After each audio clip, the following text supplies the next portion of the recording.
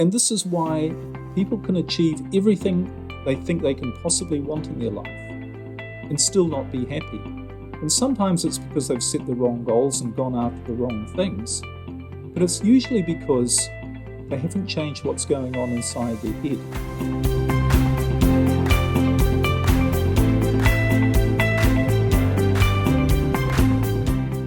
Hi, I'm Liam Naden, and welcome to my podcast, Let Yourself Off the Hook. As someone who has studied success for decades, I have found the formula for achieving your dreams and goals, and it's all to do with how you use your brain. Each week on my show, I will provide you with the tools, resources, and expertise to utilize your brain to its ultimate potential and remove the barriers to your success. And as you will discover, true success in every area of your life only comes when you let yourself off the hook. Do you have a problem in your life right now that's making you feel stressed and frustrated? Well, in this episode, we're going to talk about the fact that it's not actually your problem that is making you feel stressed and frustrated. In fact, it's something else completely different. So we're going to talk about what that thing is and how you can really solve your problem by getting rid of the cause of the problem. Welcome to this episode. Now let's start with an exercise. Think of a problem that you're dealing with right now that's making you feel stressed, frustrated, maybe angry. Is it something in your relationship that's not going well? And you're thinking, I just want to get rid of that problem in our relationship. Or maybe it's in your business or your career. Maybe it's with dealing with another person. Maybe you've got financial issues and you're feeling that you don't have enough money and it's causing a real problem in your life that's making you feel stressed and frustrated. But here's an exercise. Whatever your problem is, think about this. Is there a scenario where the problem that you're facing could actually be good? Another way of looking at it is to say, is there somebody else who might be in exactly the same situation as I am, who has exactly the same problem, but who actually isn't feeling stressed and frustrated about it, but actually thinks it's good? Now here's an example. Perhaps you're in your relationship, things aren't going well. Perhaps you're even facing a major crisis in your relationship. But would there be a scenario where a major crisis in your relationship could be a good thing? Well, it could be a wake-up call for you and your spouse or your partner to say, hey, whatever we're doing is not working, or we've let our relationship slide and it's got to a crisis point. So this is really good because it's forcing us to do something different. Or it could be you get to the point of that relationship where you realize this is no longer right for me, and it's no longer right for the other person either. And it's only because it's got to this point that I've come to that realization and that I can move on and find a better relationship. Well, say in your business, say something isn't going well and you're pouring a lot of money into a particular venture or a part of your business or even your entire business. But no matter how much money you pour into it, the business is still struggling, or it's not doing as well as you'd like. So maybe that's a wake-up call or a lesson to say, I should be doing something different. I should close this part of my business. Maybe I should sell my business entirely and go and do something else. So can you see that in all of these scenarios, and I really encourage you to think of one for yourself, there's actually a good side. There's actually a positive side. And the funny thing is, when you look at the positive side, it doesn't make you feel so bad, does it? I mean, if you suddenly woke up and thought, hey, the reason my business isn't going well is because I'm not supposed to be in it. That's great. I'll sell it. I'll see what comes up. Or you found a new opportunity which made you look at your current business and say, well, that's not working. I'll close that because I can see a better opportunity here. So all of those feelings better feelings about what's going on make your problem seem a lot less. And in fact, it not only makes them seem a lot less, but you see different opportunities and different ways you can use the situation to your advantage, to your benefit. And have you ever been in a situation where you had a real problem and you were really worried and stressed about it, but later on, that problem, after it was solved or things came right again, you look back on it and you thought, hey, why was I so worried and stressed about that? It all worked out fine in the end. And not only that, I'm actually glad it happened because it taught me a lot. I learned a lot from it. And it's because of that situation that better things and other things happened. For instance, I was really unhappy with a staff member, and it was only when I addressed that issue and let that person go that I was able to find someone much better. So here's the real issue. The fact of the matter is that your problem is not what is causing you all of the stress and frustration. It's not what's causing you to be stuck and confused and not know what to do. It's not the cause of you feeling bad, in other words. What's making you feel bad and what's the real problem is what you think that problem means. It's the meaning that you attach to the situation you're in. And if you attach a negative meaning to it, you're going to feel bad, you're going to feel stressed and frustrated. And as we'll talk about later, those feelings of stress and frustration, all they can do, because of the way your brain works, all that can happen is it can only make your situation worse. So it's all about the meaning that you attach to a problem. You know, there's a funny story about two men on an aeroplane, and they get on the plane and one's shaking and looking all terrified and worried, and the man sits next to him, he's all happy, and he looks at the man who's all stressed and worried and says, "What's the problem?" And he said, "Oh, I don't like flying on planes because, we might crash." And the other man said, "Look, don't worry about it. It's not our plane." But anyway, that's the point, isn't it? Getting on an aeroplane was a problem. A flight was a problem for one man, but it wasn't a problem for the other. And what was the difference? It wasn't the situation. It wasn't what was actually happening and going on. It was how they felt about it. Now, when you really understand this, when you really think it through, and I'd encourage you to think it through about your own problem, it's what you're thinking about it, it's what you think it means that's causing you all the stress and the frustration. And what is a problem? A problem is nothing more than something that makes you feel bad. Imagine the scenario where a man comes along to his wife and says, "I want a divorce." Now, if the wife thought, "Oh, that's terrible, I don't want a divorce, what would happen to me? What would happen to our children? I would never find anyone else in the future to love me. I'll be all alone. I'm terrified of the future. I won't be able to cope." Now, if she thought that, what's her reaction going to be? Well, she's going to see it as a problem. And she's going to get stressed and frustrated, and she's going to want to solve that problem. And her solution to that problem is to heal that marriage and get her husband to change his mind. But what if the wife had already been thinking, actually, I don't really want to be in this marriage. And in fact, I've met someone else even, and I'd rather be married to them. Now, if her husband came along and said, "I don't want to be married to you anymore," she wouldn't see it as a problem, would she? She'd see it as a good thing. In other words, she would see the opportunity that she would have when she wasn't married to that person. So it wouldn't make her feel bad. She wouldn't see it as a problem. In fact, she'd see it probably as the solution to a problem. So you can see it's exactly the same situation on the outside, but the difference between it being a problem and not a problem is how it makes the person feel, and that's based on the meaning of the situation that person has given it. So how does this relate to you and your problem?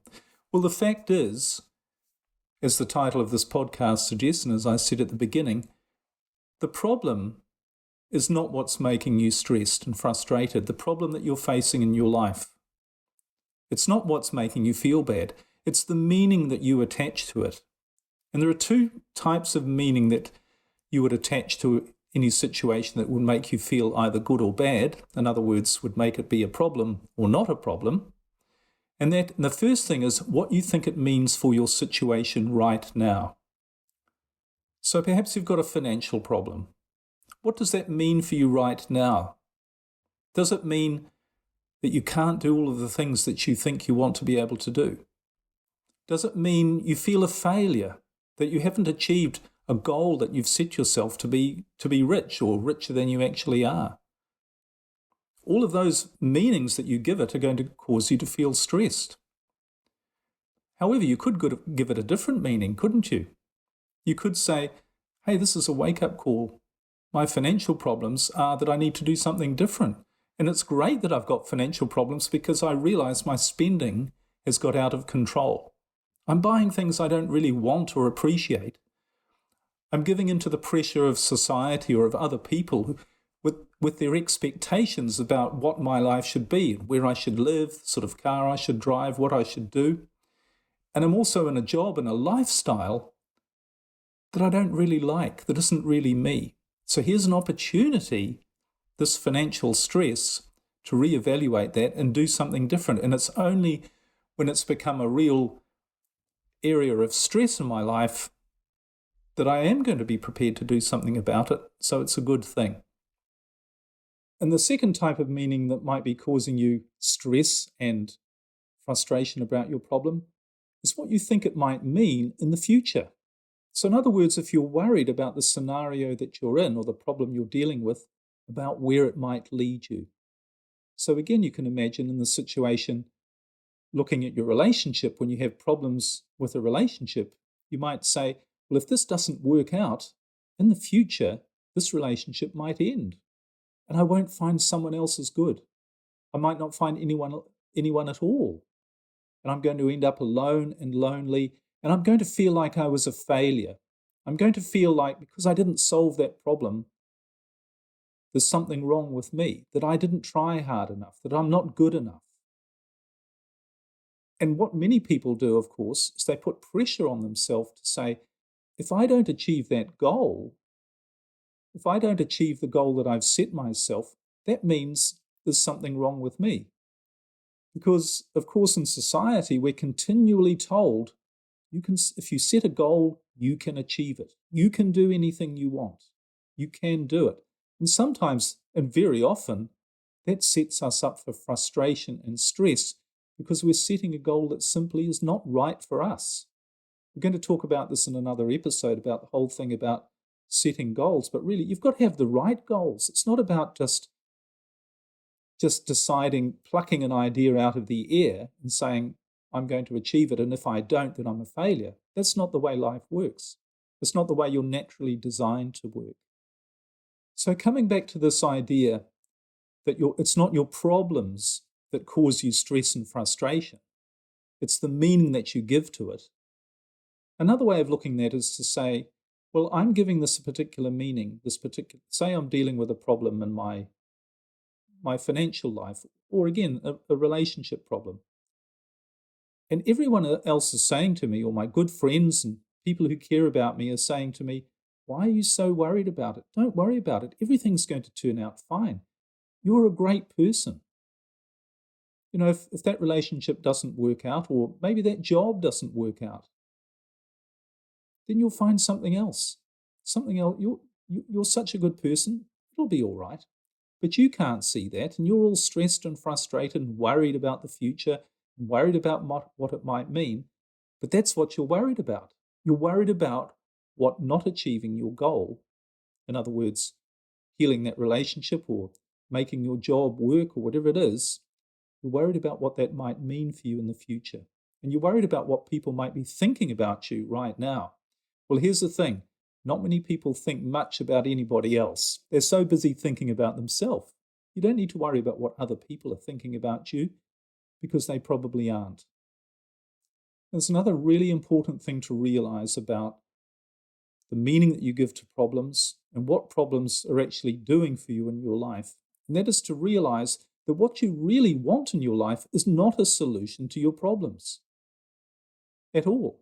So if you have an unhappy relationship, you don't want to solve that problem. You don't want to fix that relationship.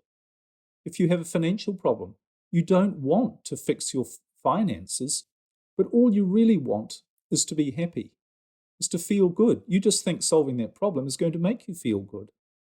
But as we've seen already, it's not the problem or solving the problem that's going to make you feel good. It's the meaning you attach to what's going on right now in your life, and most importantly, in your thoughts. So when you take this to its logical conclusion about what you really want is to feel happy, and that the meaning you give to anything is what's going to determine what makes you feel happy or not happy, then you realize that the thing you really need to work on is not trying to fix your problems, but to work on changing the meaning of whatever's going on in your life. And this is why people can achieve everything they think they can possibly want in their life and still not be happy.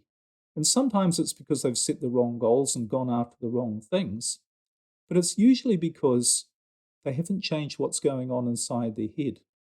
And they're thinking, when I achieve that next thing, then I'll be happy, because then I'll feel like I'm a worthwhile and good person. But what happens is if you achieve something good or big, and I'm not saying there's anything wrong with that, but if you do, then after a while your thoughts are, well, what's the next thing? I need more. I need to do more. Because you have this belief or this meaning that you attach to your life that it's only when you're achieving more and having more that you can be happy. But it all comes back to the drive, the desire to be happy. And it turns out it's a biological drive, a biological desire. Because actually being happy is your biological purpose. When you are happy, that's when you are at your most resourceful, creative, imaginative. It's when you're being your best. And when you're being your best, you are living your biological purpose, which is to survive. Because, of course, the greatest chance you have for survival is when you are at your best. So the reason you're striving to feel good, to be happy, and why you're trying to solve your problems to get you there, is because your biological drive is to seek to be happy. And the really interesting thing about all of this is that when you are happy, you actually are in a much better position to be able to solve the problems that you have. So if you really want to solve the problems in your life, focus on changing the meaning around that problem. In other words, turn it into something positive, which is nothing more than seeing, yes, a positive side, but a truth about that problem, a reality about that problem, that it could mean that. And it probably does if you allow it to. But if you focus on changing the meaning so that you feel better about it, what you're actually doing on a biological level is you're starting to activate a different part of your brain. There are two parts of your brain that really determine the results you get in your life. They don't operate together, and we've talked about this in previous episodes. One is your creative brain, and this part not only contains all your creativity, your imagination, your awareness, your resourcefulness, it also contains all of the answers to your problems. It knows what to do to solve your problems. And that part is activated by good feelings. It's your natural creative state to feel happy and to allow that part of your brain to do its job to bring you all of the resources you need to be the best that you can be. That's what it's there for. But of course, there's another part of your brain that's like an emergency control weapon against danger. And that's your fight or flight survival brain.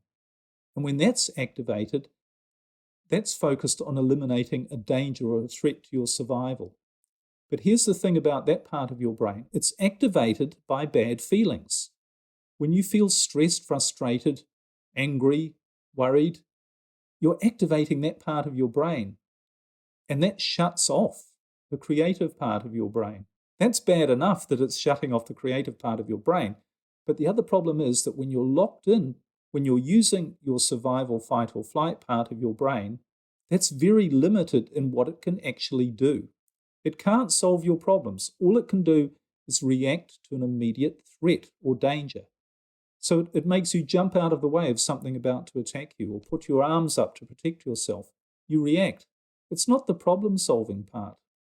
And one of the reasons it's not the problem-solving part is if you imagine you are in a situation where you are faced with an immediate threat to your survival, where something comes towards you. Now, not only does all your thinking shut down, but what actually happens is your brain becomes very focused on what's immediately in front of you, and it's looking for the negative. It's looking for all of the dangers. It's focused only on what's wrong, what could be the problem. So your awareness shuts down to the point that you can't see anything other than problems and negativity.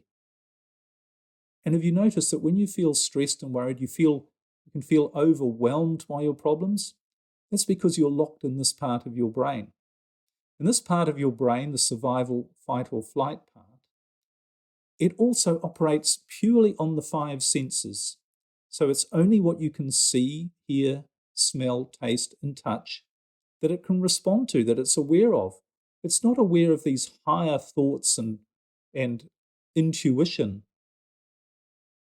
That's all in your creative brain, but they're the things you need if you really want to solve your problem.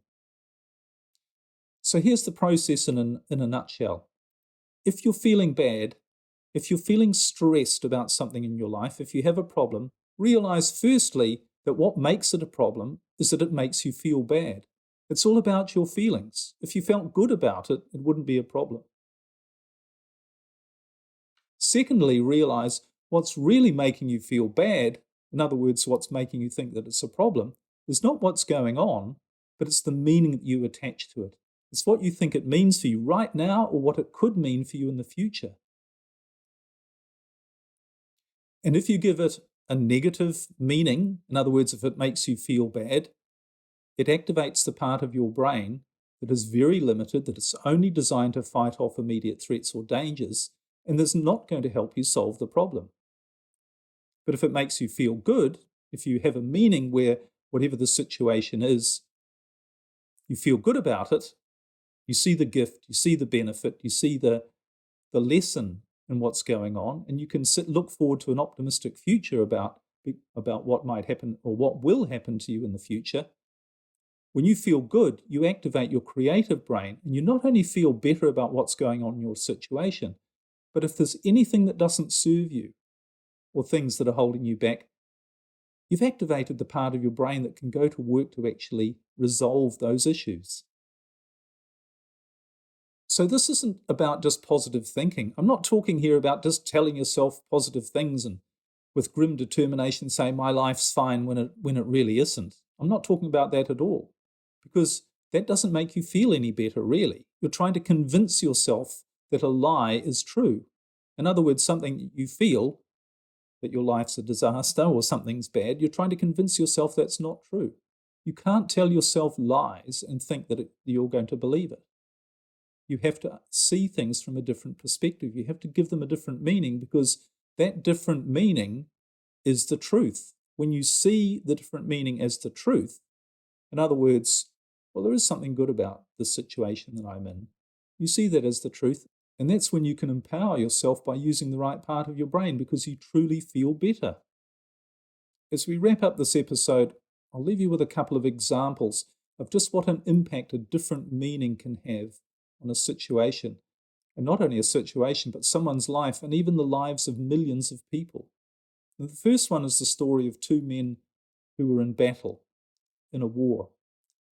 And they were fighting side by side, and they were watching all of their friends and all of their companions being killed in this battle. And someone did a study many years later to see what the impact of being in that war actually had on people long term, psychologically. And they went to one person, and they found him, of these 2 men, they found one of them homeless, living under a bridge, and he was an alcoholic. And when he was asked about his life, he said, I've had a terrible life since that experience. I've been married several times. I've got no money. I've got health problems. my life's terrible. And they said to him, well, why is that? And he said, it's all because of that event that happened. And they said to him, what do you mean? And he said, well, what that really taught me was a lesson. It taught me how horrible the world is, how horrible people are, that they're willing to kill each other, and that this world is a dangerous place where others, they don't care about you. They have an evil streak. People have an evil side to them.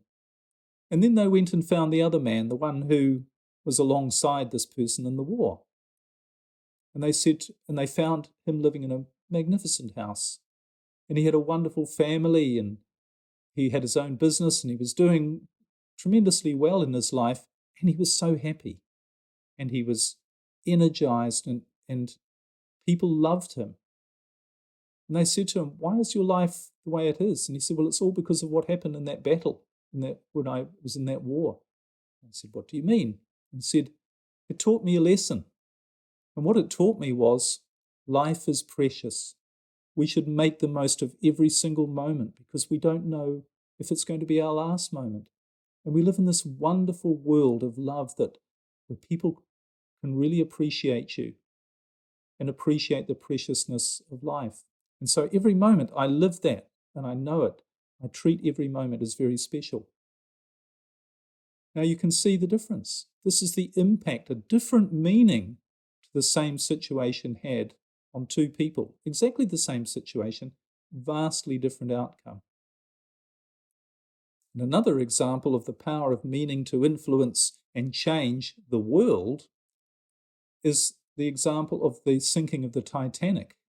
You've heard of the big ship that in 1912, the unsinkable ship, it sank and more than 1,500 people died.